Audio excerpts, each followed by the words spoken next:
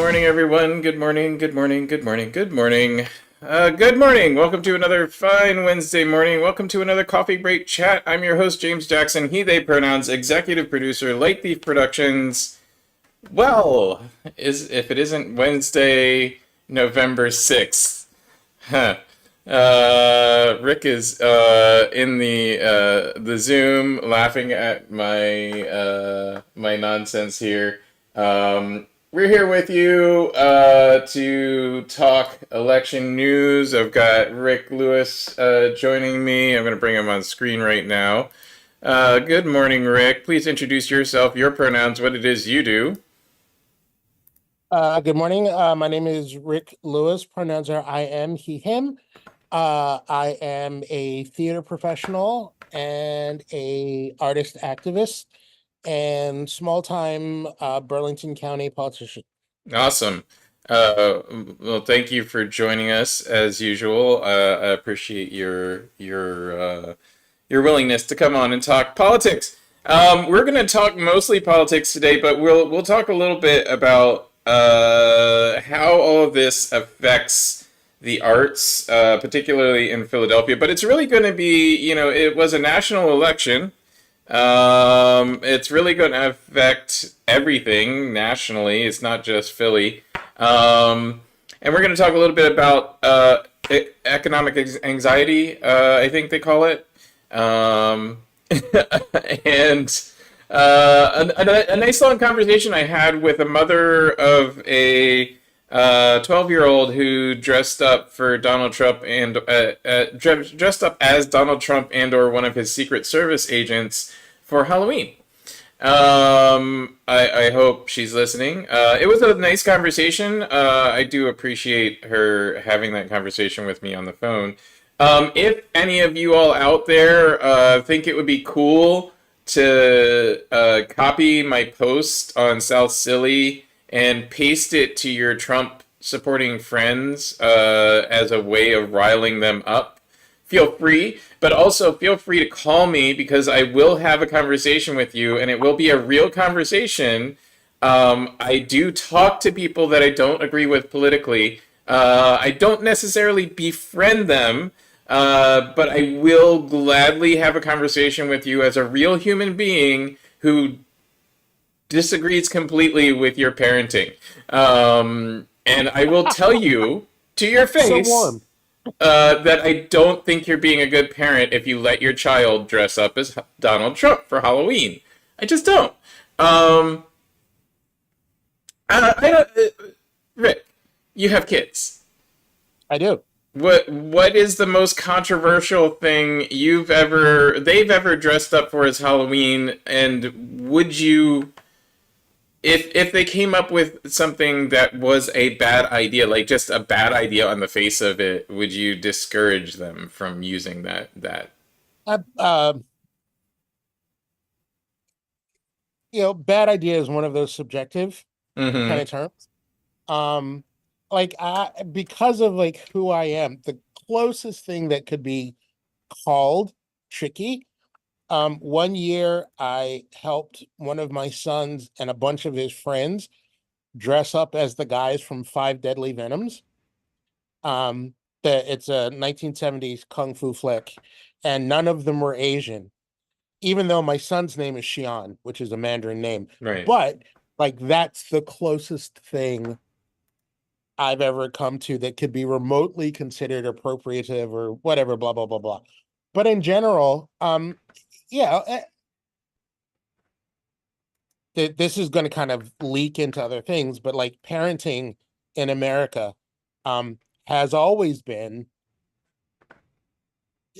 um, it's had its strains of continuity, particularly among white evangelical or Protestant families. Like there's a way you raise your kids, there's expectations you have of them at school, there's expectations that you have of them occupationally, blah, blah, blah, blah, blah. So for somebody to like dress their kid up as like Donald Trump, oh, it's just a bit of fun. Oh, they're just kids. Oh, they're not worried about politics. Oh, they're not. And not really thinking about the ideas and ideals that are drumming being drummed into their kid's head. That's But where my conversation with this woman went, and that's what I would like to highlight is the reason she didn't understand the reason why people would call them bad parents or like call it bad parenting to allow or not discourage your kids from dressing up as Trump and a bunch of Secret Service agents.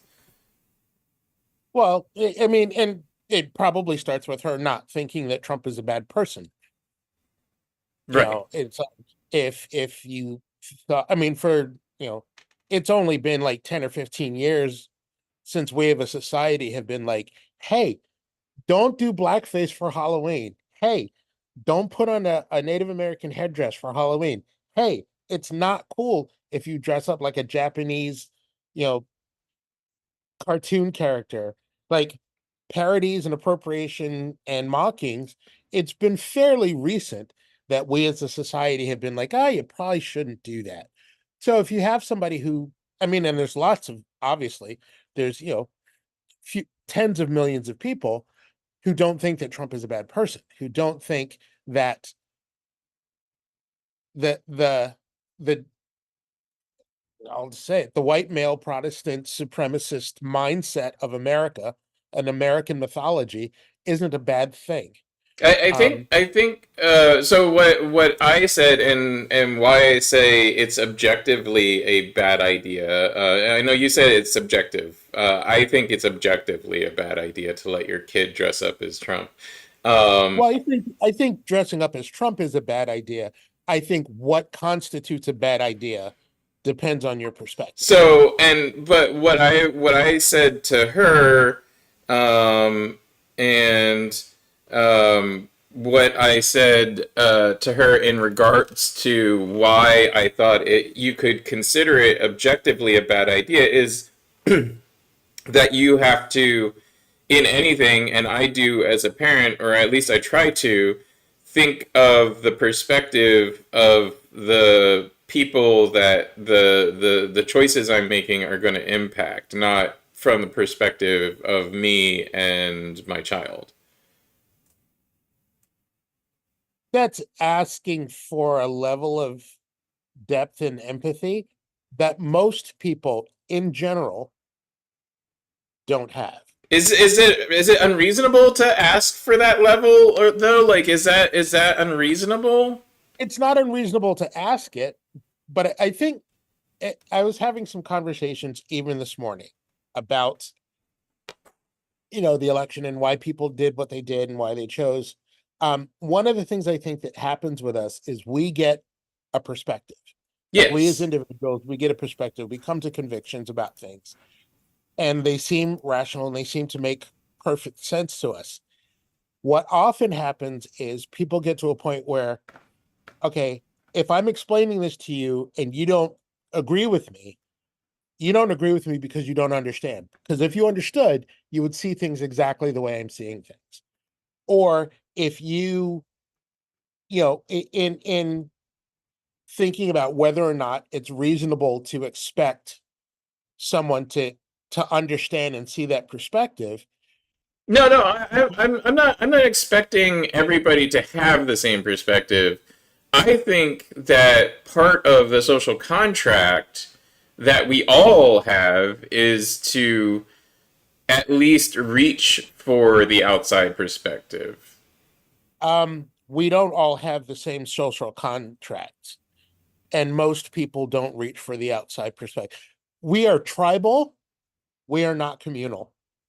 I see. I don't agree. I mean, I know that's a Look, look, basis look, of look, things. look at the results from yesterday Yeah. and look at the way things broke down. And All then right. I know Let's you look don't at want to the agree. let's look at the results from yesterday and the way things broke down because this is an interesting conversation.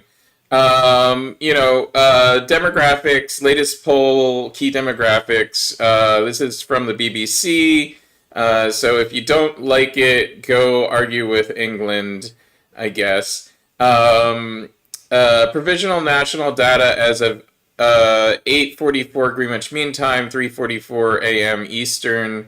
Uh, this is just exit polling. Voted Harris, voted Trump. Male, 44% voted Harris, 54% voted Trump. Female, 54% voted Harris, 44% voted Trump. That statistic on its own would mean a slight Harris edge in the national popular vote. It is not working out that way in the vote counts. The vote counts are still coming in. There are still results to see, but it looks like via prediction, Harris is going to lose the popular vote by between 1 and 5 million votes. Um, so gender-wise, relatively predictable. Actually, I'd say men did a little bit better than expected in voting for Harris. 44 to 54. If I recall correctly, better than Biden numbers. Let's take a look at 2020. Come on. Oh, that's just the results map. If I recall correctly, it's slightly better than Harris numbers for men. Um, but then when you break it down, um, and here's the thing: literally nobody got this right. I pray that this election is the death of all politicos everywhere, because literally not one single politico got this right. Nate Silver, nobody got this right. Nobody looked into their crystal ball and said, people said Trump or Harris would win, but nobody got right why they won. I'm going to say something, Yeah. and it hurts me to say it. Reince Priebus and Chris Christie Okay. both got this right, and I loathe them both deeply. Christie is a pretty good analyst. That's how he got his office in Jersey. Right. He's a garbage bag, and I don't like him, and he's a blustery fuck.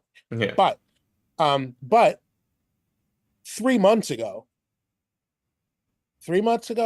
like shortly after the debate, so I guess that's close to 4 months ago, he was calling this, and he was calling what would happen, and he was calling what would happen if Biden didn't get out, if Biden did get out, if Biden got out and was replaced by Harris.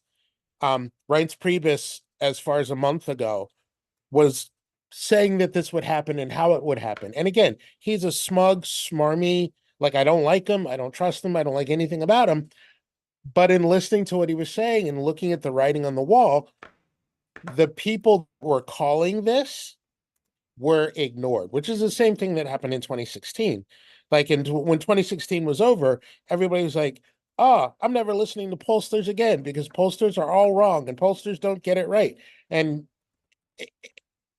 yet we continue to listen to them, but we listen to the ones that we like. And when pollsters are saying things that we don't like, we go, well, it's okay because, Gen Z doesn't answer the phone, and Gen Z doesn't take polls, and Gen Z blah, blah, blah, blah, blah. So we don't really have to worry about this information that we're looking at.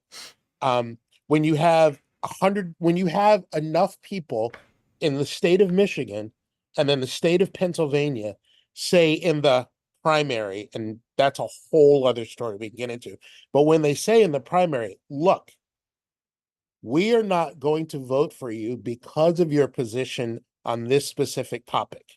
Yes. And then what you give them, it not only do you uphold the same policy, but you don't even acknowledge their complaint. Yes. that, right. And you have blocks that are big enough where if they don't show up, you don't win. And so, like, when you saw that happen, you look at that and you're like, I don't know how she wins Pennsylvania. I don't know how she wins Michigan. I mean, to be fair, percentage-wise, the turnout in Philadelphia was higher for this election than for Biden. even though it was 2% less total numbers because of population loss. Um, I don't, here's the thing about that political. So you're saying what I've been saying for the past, I don't know, 12 hours now. That this loss is not about economic anxiety. It's not about the border. It's not about any of the bullshit. So what politicos are I'll say it's about economic anxiety, but we'll get back to it. Go yeah. ahead. Uh, Keep going. this election result, if you look at the breakdown by gender and race, and especially if you look at the breakdown by age, um, and college graduate degree. Let's look at those numbers. I'll just read off the numbers real quick, just because it's easier to discuss them when we know what they are. White, 43%, 55% Trump. Black, 86%, 12% Harris. So Harris got 86%. I'm saying the name of the person who won the category. Hispanic Latino, 53%, 45% Harris. Asian, 56%, 38% Harris. Other, 43%, 53% Trump. Those numbers are relatively predictable. They're relatively where they have always been. When you look at places like North Carolina, the cities voted in the same way that they did in the previous election. They voted in the same or greater numbers that they did in the previous election. Trump just managed to get more votes in rural areas than he did by like 1%. Not even by significant. And these rural areas are not huge numbers. Like, we're talking, 15,000 voters. He got an extra 500 voters in a rural district. But he got an extra 500 voters in 45 rural districts. Right, exactly.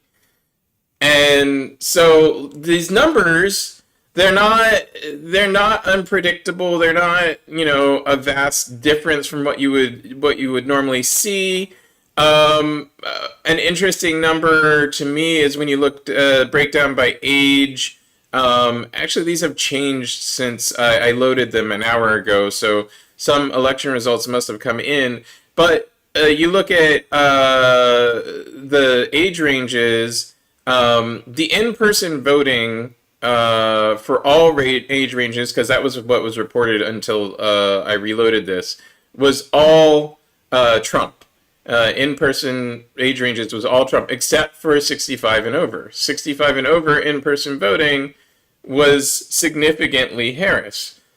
Now, with the mail-in ballots and early votings being counted and added to these totals, 1829, 55%, 42% Harris. 30 to 44, 51% to 46% Harris. 45 to 64, 45%, 53% Trump. 65 and over, 50, 49 Harris. 65 and over was surprisingly not a blowout for Trump. At least to me. I think that's surprising.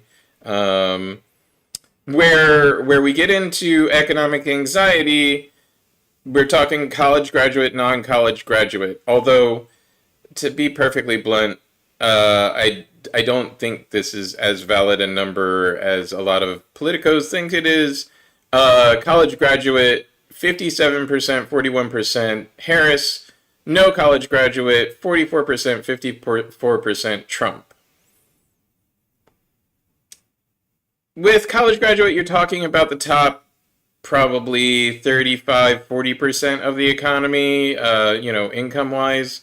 Non-college graduate, you're talking about the other 50%. So you can probably say that, like, the total college graduate numbers are less even though it's heavily weighted towards Harris.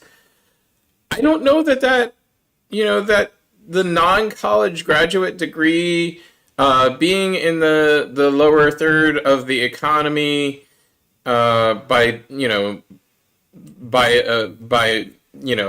statistics. I'm a non-college graduate degree holder. I clearly did not vote for Trump, but I don't know that 44% of people not holding a college graduate degree voting for Trump is anything other than. I mean, I was arguing this with Cassie this morning. I think it's just ignorance. And I this is gonna sound a little mean. I'm so tired of people thinking that Republicans are dumb. I'm not thinking. So here's where the argument was. Cassie says that the same thing. Like, she's tired of people saying Republicans are dumb. The problem is, I'm not saying that as a dig on Republicans or on Trump supporters. I don't think that if you're a Trump supporter, I don't think that you are dumb as a negative. What I think is that objective truth wise, you're not putting two and two together. You're not seeing the links between the things that are happening and who's actually doing them.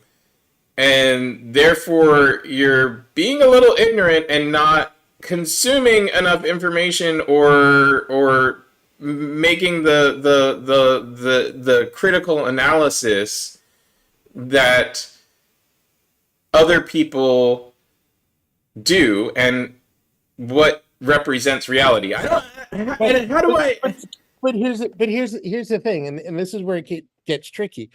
So since 2016, I have this now, and understand, for those who don't know me, I am a bleeding heart, balls to the wall, hardcore liberal, arguably a leftist. Mm. In 2016, I would talk about HRC's record, and I would talk about the things that HRC wasn't doing, like visiting smaller rural areas, blah, blah, blah, blah, blah. I wound up coining a phrase. Trump has issues. Trump supporters, we don't care. Hillary has issues. Hillary supporters, no, she doesn't, and you hate women. And what I mean by that is and this goes back to what I was saying about being tribal rather than communal. Even on the Democratic side, there's people who get into a specific mindset or belief pattern, and then that belief pattern becomes almost religious, in that if you don't agree with it, if you don't think about it, regardless of what your other thoughts or feelings are, you must not be looking at things logically, rationally, with critical thought, blah, blah, blah, blah, blah. The flip side of that, though, is the guy in Kentucky who, has his wife and his kids and his family business that's been going for 45 years is now struggling, not only because, him, but because his neighbors who have the tractor farm, like, can't patronize his auto parts business, blah, blah, blah, blah, blah. Like, won't care about things like trans rights. They don't know any trans people. They don't deal with any trans people. So it's not something that's going to be important on their radar. Is it something that's are human rights important? Obviously. But if you're making your case about something that does not impact them, just like people in Philly don't give a fuck about what happens with farm subsidies. I'll accept your argument for the moment, but let's talk about your argument. Okay. I'll accept that, yes, there are issues that are at the top of a campaign ticket that not everybody cares about. What I don't accept is that uh, is the premise that the DNC talks to those issues. Um, I think that's where they failed. I honestly think that's exactly where they failed. Nobody made the argument or accepted the argument or made it important the argument that this election isn't just about a nebulous fear for people of color, for LGBTQ people, for whatever, for immigrants. This is an actual fear that we live with and have lived with since our birth, and that we have actually experienced this before, and that's why we know exactly what's coming. Like, you're not going to talk to a black person and them tell you, like, oh, it's going to be all hunky-dory. The most neutral opinion you're going to get from a black person is, well, the economy is going to be great, and that's from some Trump supporting, like. But you also get, and I got this talking to lots and lots and lots of black people over the past year. You get, I'm tired of the Democrats taking For advantage of us. granted. I'm tired of them taking us for granted. I'm tired, and I've been saying this all along. The DNC doesn't fight white male Protestant supremacy. That's what I'm saying. It just banks on us voting against it. That's what I'm. Again, looking at the numbers, we did vote against it. And Ali Heaney, we did. Ali Heaney posted a rant this morning based on numbers from this morning. Excuse me. Black men voted for Harris 81% to 16%. Black women voted for Harris 90% to 8%. That's not, But compare those numbers to our numbers under when we voted for Obama, particularly in 2008. I don't know if you can pull that up to actually look at the specific numbers. 18, you mean? No, 2008. 2008. You said 28, and I was like 2008. Yeah, I know. It's too early.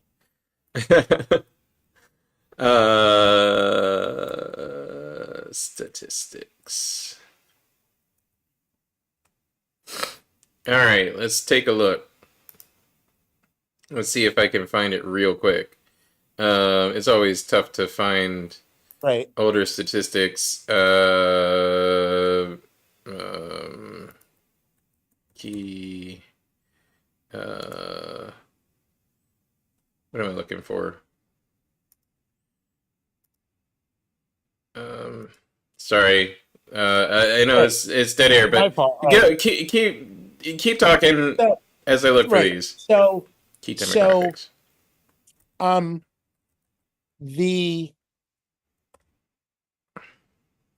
The things that all of the things that could have and should have led to a win, paying attention to your constituents, actually talking more about the economy, which affects everyone, than like and obviously bodily autonomy and personal choice are hugely important issues, except there's a whole swath of the population, including white men, evangelical white women, blah blah blah blah, who aren't going to vote according to that issue, or if they are, they're going to vote more traditionally. And that's like something that we didn't pay attention to. We took for granted. I remember seeing all of these posts, talking about Rovember and 167 million pissed off women. And it's like, but more than half of that 167 million women voted for Trump twice. And And so, also, more than half of that. So, statistics from 2008. Yes, you're correct. African Americans voted for Obama 95% to 4% McCain. Um, Women voted for Obama as well, 56% to 43% McCain. If you go to, let's see if I can find the next election real quick, 2004. Not 2004, 2012. 2012. Yeah. Yes, I did just count on my fingers to figure out what 4 years. See, I said 2008. You count on your fingers. It's all the same. Um, so anyway, just to continue, I, yes, half of those folks voted for half of those women voted for, but prefer abortion bans. Right. And especially if you're looking at or focusing on white women, you're going to get probably 60 some percent who prefer abortion bans. Do I think that's right? No, not in any way, shape, or form. But when Um, the bell ringer of your campaign, and like it more than the economy, more than global um security and stability, more than um even things like repairing infrastructure, more than any of those topics, the discussions on the Harris campaign trail were how much Trump sucks, because of course we didn't know that, we weren't aware of, and abortion. And it's already been proven over the past almost 10 years now that there's between 40 and 60 million people in the country who aren't going to listen to how bad you think Trump is, because they don't care, and they've shown it consistently since 2015. So when that's a main part of your platform, it's not going to do shit. And when abortion bans at this point, when that's the largest part of your platform, when again, so in 2009, Obama and Biden had the opportunity to codify Roe, and they decided that they didn't want to because basically it would make a very unpopular fight. And they were like, let's concentrate on the things that we think we can get done and the things that won't piss people off. Come down the line, the biggest anti-GOP boogeyman threat has been they're going to take away your right to choice. They're going to take away your right to bodily autonomy. And then they wound up being able to do that anyway.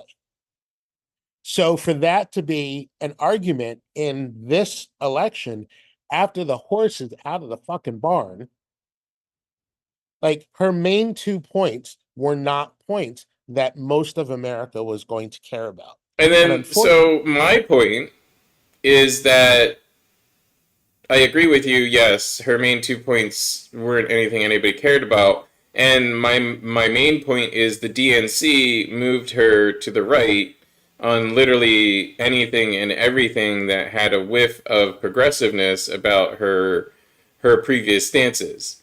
Um, you look at Israel, you look at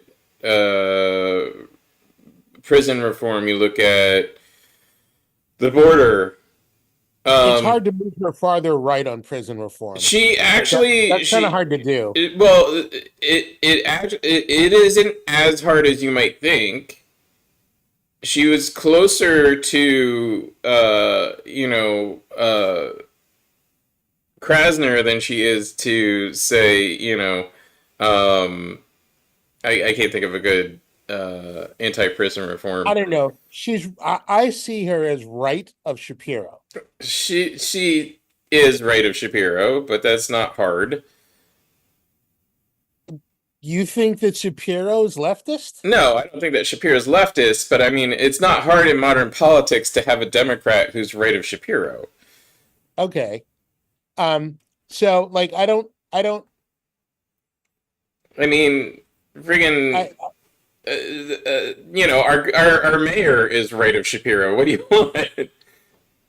right, right. So that's why I was surprised when you say she's closer to Krasner. I'm like, not. And I'm gonna say this, and this is gonna get me in trouble with some people. Um, the most progressive thing about Harris is that she's a black woman. That's true. Right. So the most progressive thing about her is a character trait of which she has no control. But for as far as policy goes, I would say that if you look at her pre-nomination uh, stances on immigration, healthcare, um, college debt, are you Israel, talking about before she dropped out of 2020, or are you talking about statements she made as VP? before 2020. Okay, because yeah, she said a whole bunch of things in 2020, and then she And she dropped out also of the had race, and then positions, she stopped saying them. right? She also had those positions as in California. I mean, like her positions were pretty consistent through 2020, through becoming VP. Like her positions were pretty consistently progressive on quite a number of things. No, prison reform wasn't at the top of her list, but also Which, as the attorney general, she you, was. you It's think it might predictable. matter.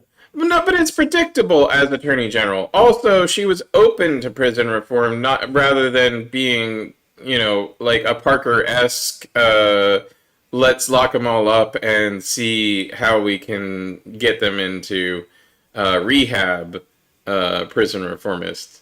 Um, she was a hey, clearly this isn't working, but this is what I got, prison reformist. She was also we don't need to build more schools, we need to build more jails. That's a direct quote, Hmm. attorney Yeah, I mean, but also predictable for trying to win Attorney General. in California. Yeah. Hmm. And we're probably not going to see eye to eye on the progressiveness of Kamala Harris. One of the things that made me laugh/cringe is when the Republican ads would say Kamala Harris was the most liberal senator of Right. all No, time, no, yeah, in a no. picture with her next to Bernie. Yeah, no, yeah, not even remotely. Right. It's like I wish that she were half the radical leftist that the GOP painted her as. So, back to my point, they should have run her as a radical leftist instead of sticking a doughy white man who is a radical leftist on her arm. See, I was talking to Gretchen about this morning. I wish that she had gone full scale, hardcore black girl magic. Yes. Start hanging out with Jasmine Crockett, hang out with the Obamas, hang out with the squad, like Yes. embrace, do it, run it, and then let folksy white doughboy from Minnesota do that thing. Do the thing where he's like, oh, yeah, she's Black Girl Magic, and I'm the one that's gonna be keeping stuff on the rails. Right, right. And that approach, I think, would have been fantastic. Yeah, because then you wouldn't have alienated all of the actual leftists and progressives who wanted somebody that would actually change. So the last four or five the last elections, even before Obama came on the scene, but Obama was the embodiment of the DNC actually answering the question: what happens if a bunch of supposed liberals do want to change government? That the answer was we get Obama, but like the elections even before Obama were about the American electorate is tired of American politics, of federal politics. But we knew that in 2016. We knew And that in before 2016. We knew that in 2012. We knew that in that's fair. I mean, you go back to Clinton, Bill Clinton. Go back to what's his name, Dukakis. Mm. Do we have to? We don't have to, but Dukakis ran as a change candidate. Like he was touting change. Reagan was a change candidate. It's just, like both sides of the political like duopoly, and this is the only time you will ever hear me say both sides. There are more than both sides. There is not just a duopoly in this country. There are many, many, many different political opinions. I am one of them. I do not agree with Democrats or Republicans. Please stop saying them. Anyway, rant over. Both sides of the duopoly have been running candidates or running campaigns that say that they're going to essentially dismantle the federal government and rebuild it back better. Here's the difference, though. In 2016, because between the disappointment on the left in Obama and the white rage on the right because of Obama, a populist candidate was going to win. Yes. The GOP sold what was left of its soul. Yes. And gave the people Trump. Trump is a symptom of what we know. Trump is a symptom of friggin' reality TV. That's what Trump is a symptom of. I think it's a lot deeper than that, because I think that the attitude, I call it a Rockwellian mythology. Yes. Like the what America is supposed to be and what most white Americans think America is supposed to be is rapidly changing, and they're scared shitless. Trump is a reflection and a symptom of that. That's why I say he's a symptom of reality TV, because reality TV isn't what they play back to you, like what really happened isn't what they play back to you and edited. It's just a bunch of people getting together, sort of acting as caricatures of themselves. And that's what you're supposed to buy into. But the thing is, like, most Americans, apple pie, baseball, go to church in your Sunday best, respect your elders, stand for the flag, like all of God bless America, glory, glory, hallelujah, my country too, like all of that shit is what they believe America is supposed to be. And America is getting more brown, more femme, more atheist, more queer, more diverse. I mean, let's also talk about the rest of America. And I realized last night I'm buying into my own mythology of America. Like I realize that even today, I'm still sold on a version of America that doesn't fucking exist and never has. Never has. I'm still sold on the idea that somehow you will get a national vote that represents everybody striving for better and not striving for their selfish desires. And I'm stupid because I believe that. I believe that the plurality of Americans actually want better for everyone. And what the reality is, not the plurality of Americans want better for everyone. Correct. Now, let's take that exactly what you just said. That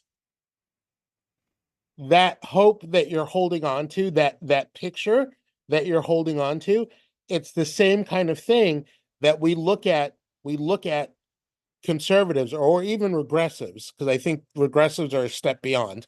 We've had that conversation before, yes. Right. And we look at them and we go, how can you not see? And it's the exact same thing. Like there's a picture of what America is supposed to be, and they think that's what it's supposed to be. Just like you have a picture of what America is supposed to be. I say this all the time. Regressives are in love with what America has always been. Conservatives are in love with what they believe America has always been. Liberals are in love with what they hope America has been or be, and progressives are in love with what America promises to be. Yeah. And so, but I think when we have in any of those categories, when we say what I think America is, or what I believe America is what America is, instead of realistically looking at what America is, that's where the disappointment comes in. That's where the shock comes in. That's where And that's people. why I want politicos to all go to hell. um, No, but you don't. That's the thing, though. You don't.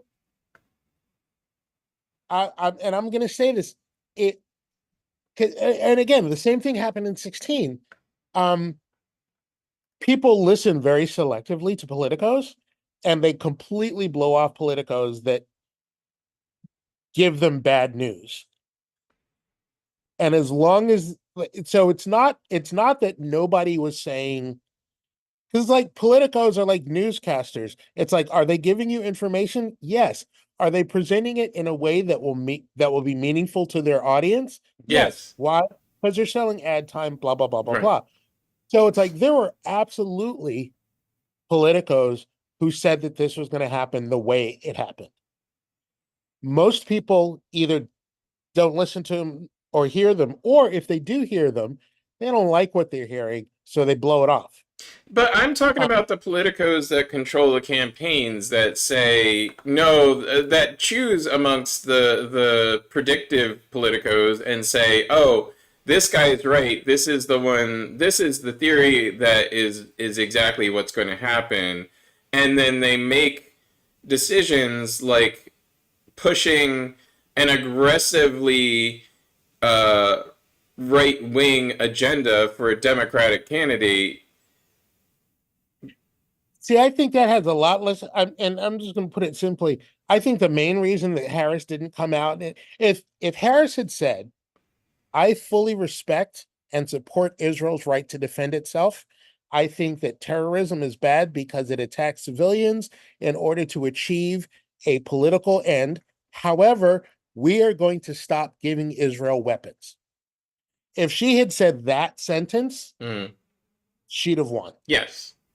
Even if she had done what Shapiro did on the Jon Stewart's Comedy Central show, Shapiro didn't even go that far.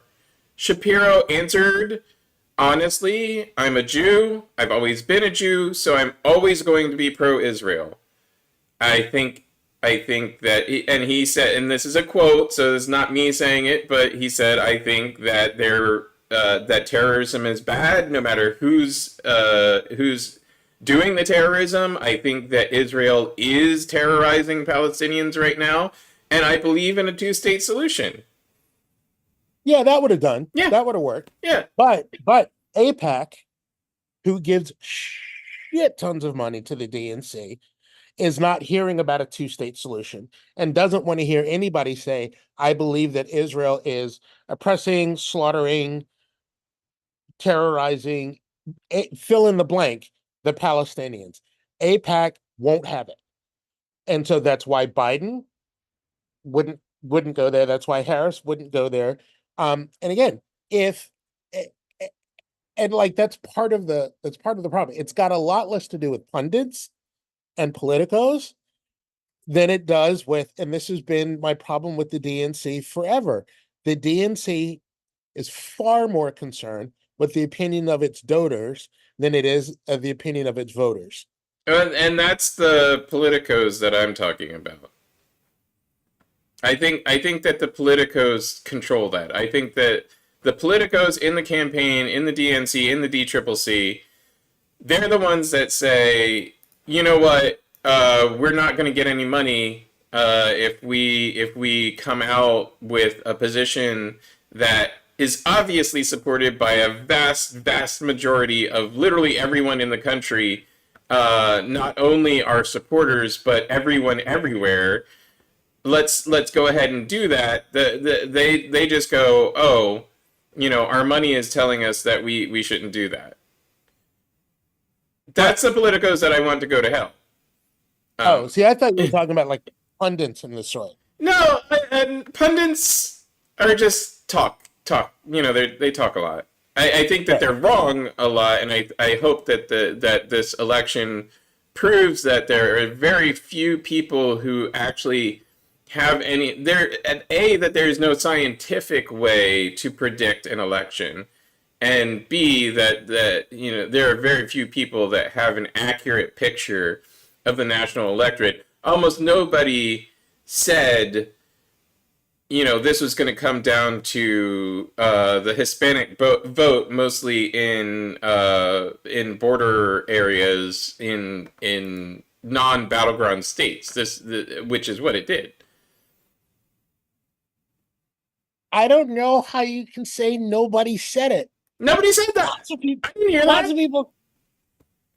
All right. So all right, I didn't hear that. Let's put it this way.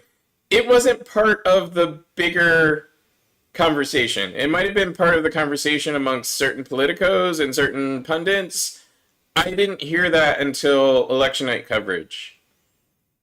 See, all right, and so I'm a big Sunday morning news person. Mm-hmm. In particular, my two biggest go-tos for the Pulse, General Pulse, are This Week with George Stephanopoulos and in Philly, Inside Story. So Inside Story talks about what's going on in Philly, in the Philly area, and then the other one talks about nationally. And so on all of these shows, they have both Democratic operatives and Republican operatives. And so when you listen to them, again, like I said, Christie, as much as I can't stand him, was calling this shit 4 months ago, loudly, pretty much exactly like it happened. Reince Priebus, for the last month, has almost called it spot on. Again, I can't stand the man, but if you listen to what he's saying, it's like, all right, I hope you're wrong, but I can see where you're not being. And so the whole thing about, like, and you saw the Latino surge. Like, I have friends who live in San Antonio. Mm-hmm. And so hearing what was going on, and they're directly involved with Trump loving Latino men, Mm-hmm. Are involved in it. And so hearing what they're talking about and hearing what they're saying and hearing why they're saying it, same thing with Latinos in Florida. It's it doesn't make sense. It's how do you listen to a guy who calls Latin American countries shitholes, and how do you I mean, how do you hear all that? Did you see the Leguizamo piece on Daily Show? Yeah, I did. And it's the same for. So this is why I say it's not economic anxiety. It's not any of the things that people are going to point to in the next.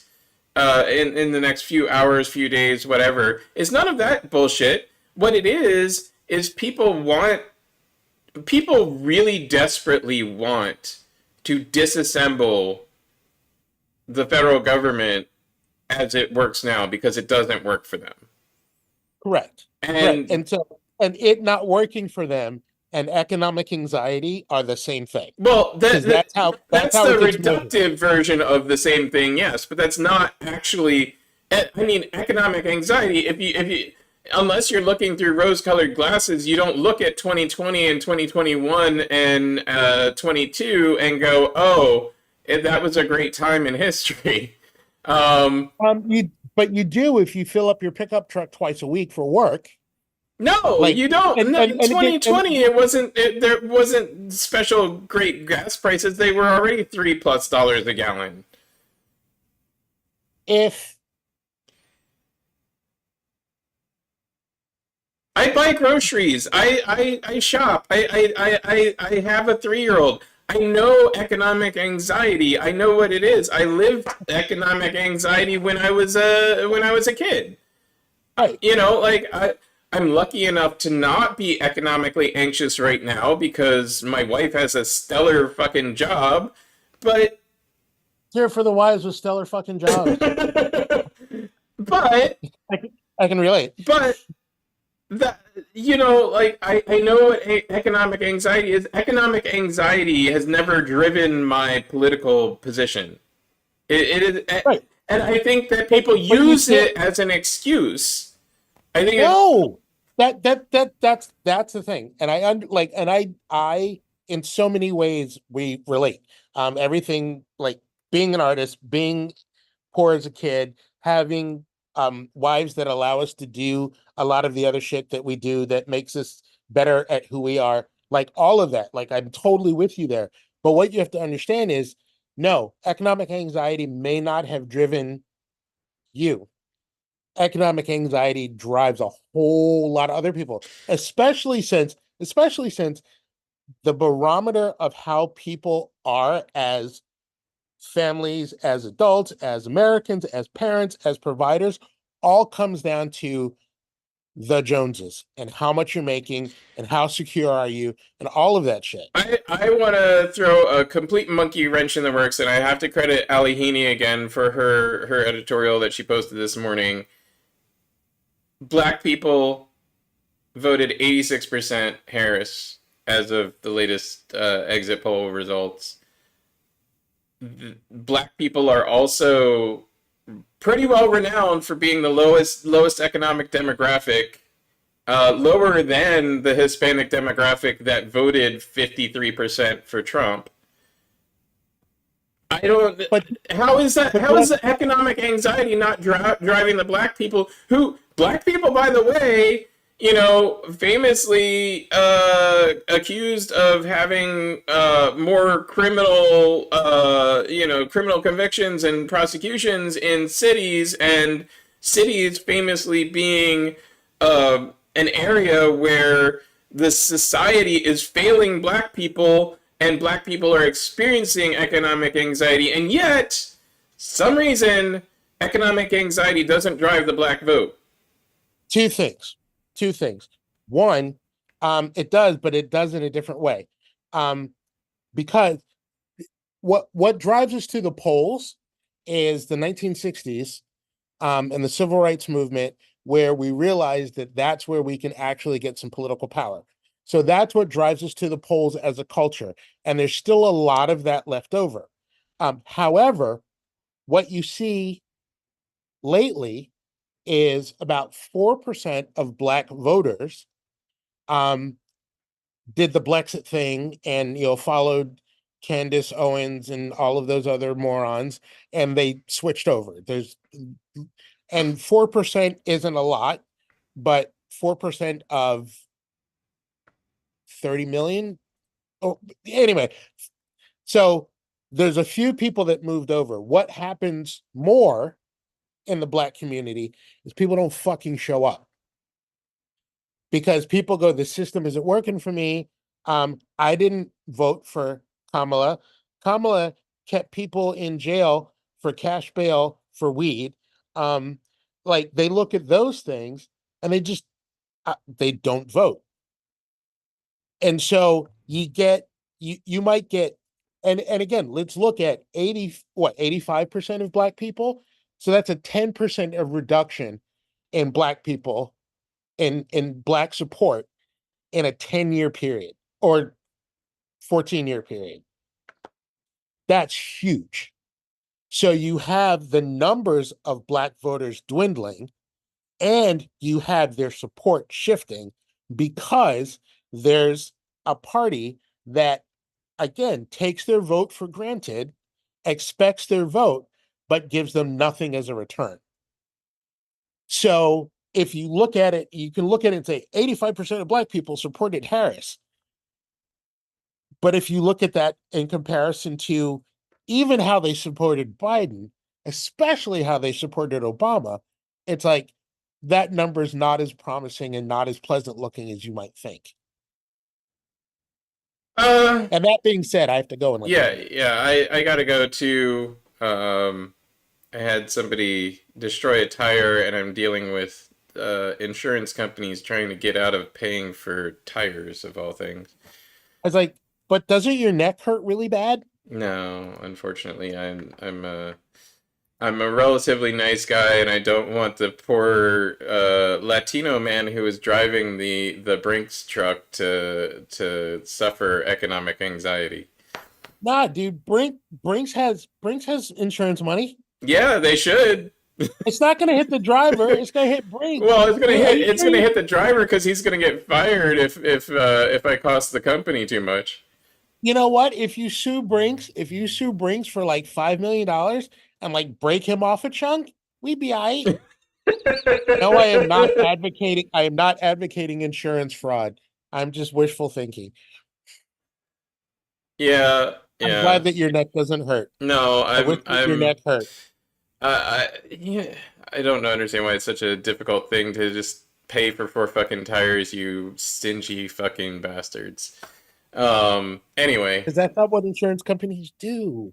they should. I mean, it's a really simple, cut and dry thing. You ran over my tire and popped it. Just give me new tires because you can't put a single tire on a modern car anymore because modern cars get all confused by a single new tire.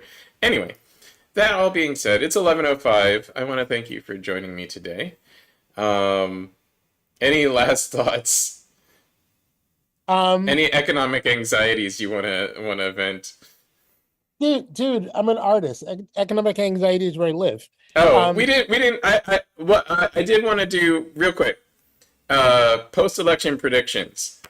Um, if you are an artist, I'd say start tightening your belt now. Your budgets are going to dwindle. Spending money of people that consume the arts is going to dwindle. The idea of doing art as a social good is going to go away completely in the next 4 years, probably within the like next year and a half. So yeah, all of us in the arts, just get ready. If you want to participate in the arts still, there's a really good arts opportunity coming up this weekend. The Peoplehood Parade, check it out. Spiral Q hosts a parade every year in West Philly. It's called Peoplehood. Go participate. It's a good opportunity to vent your frustrations and or economic anxieties and get them in front of people who actually care. Come on. so one of the things that I'm gonna do, I'm literally like, other than this podcast, I wasn't planning on actually venting much about this today. Yeah. I was just gonna spend today processing, but here we are. So very, very shortly, I am going to launch an initiative. I want to encourage progressives and leftists to join the Democratic Party and to run for county committee positions. Mm. Because the county committees are where a lot of the ballot choices happen. It's where they are the most direct interface between voters and the political machines. And if we don't seize the political machines won't change. So I'm gonna I'll start putting that initiative out like Monday. Find me on Facebook or Instagram. I don't know what I'm gonna call it yet. But it's a definite push to get progressives involved in county committees so that we can start taking this shit back. Good idea. Other post-election predictions, and come back to me in July if I'm wrong. Feel free to come on the show and tell me I'm wrong, because I don't think I will be. There's going to be a lot of rollbacks of environmental protections and consumer safety protections in the next what is that, 7, 8, 9 months. You're going to see a lot more of the things like, and this is what I was saying about putting two and two together, Rick. My wife's pointing out to me that in the last few months we've seen a lot of recalls of foods. We've seen a lot of all of a sudden a lot of just disease and consumer things running into bridges. Yeah, the reason is Trump policies from the Trump administration. It's not Biden's fault. Like, you can't go, thanks Biden. Biden. The only way in which Biden could have had an effect on this is to roll back literally everything Trump did, and he didn't have the political capital to do that because that would have just spelled the end of. Well, should have just done it anyway. I was like, what? The end of what? Where are we? Right? Yeah, I don't know where we live Where are we? anymore. Right. Let's let's get together, Rick, and find out where we live. I We're gonna have another broadcast or two of this show. I believe that next week we don't have a guest scheduled yet. We do have a guest scheduled for the 20th. Sebastian Mannheim and the White Box Theater. And then we're going to take off for the holidays as of excuse me, the 27th. But let's get together, Rick. You and I. We'll get a couple other people on, figure out where we live now, and figure out where to go from there. I'm gonna one up me and outro the show. Thank you for joining me. Happily. All right, talk to I'll you talk later. to you soon. Bye bye. And thank you for joining me this week. Thank you for joining me every week. I really appreciate you taking the time to check out the show, check out what we have to say. News, politics, arts from a Black Philadelphian perspective.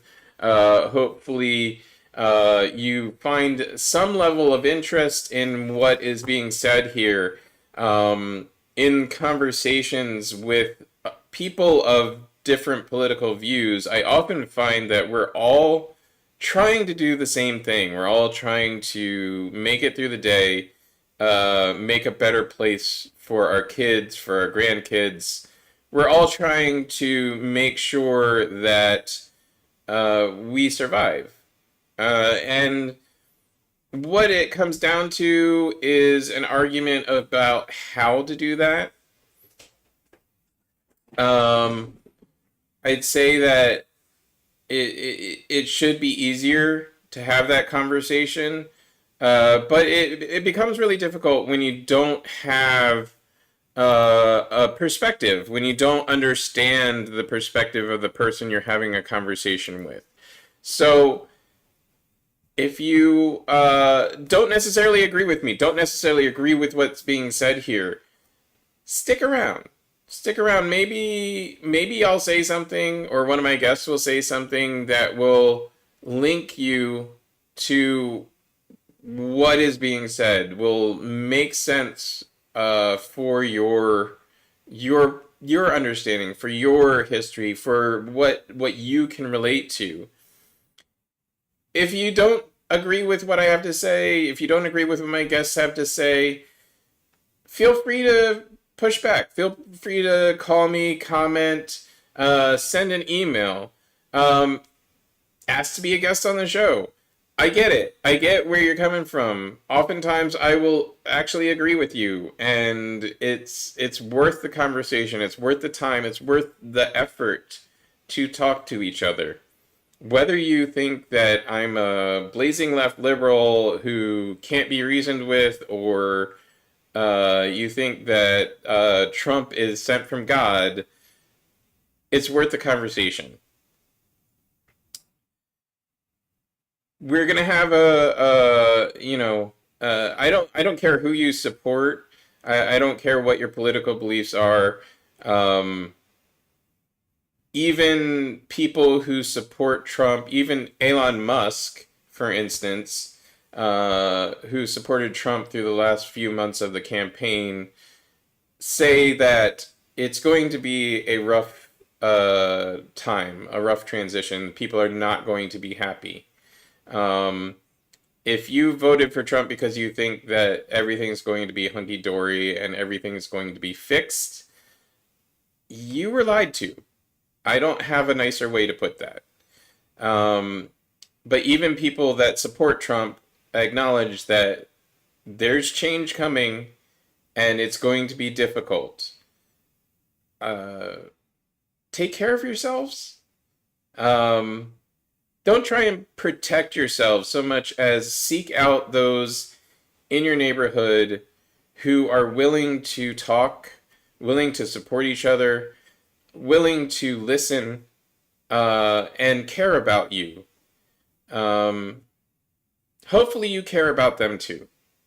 Hopefully, you can find people who you care about equally as much as you care about your kids, yourself, your family. Because that's the only way we're going to continue to have a society is if we take a moment to understand the other perspective and listen to each other and continue to work towards a solution that serves all of us. When we don't have those solutions that serve all of us, that's why you end up with weird, diametrically opposed elections and candidates that don't actually represent anybody.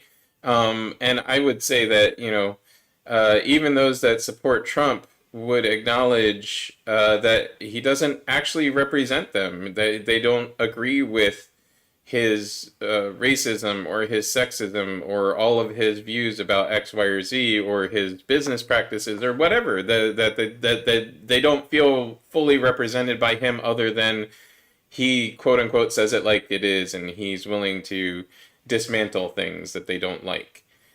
I'm sorry, but that's not going to get you anywhere in the long run. Just wanting things to be destroyed, it will not get you anywhere in the long run. You need to do the other half. And the other half is finding a way to recognize the humanity in your neighbors, help them survive the things that are happening,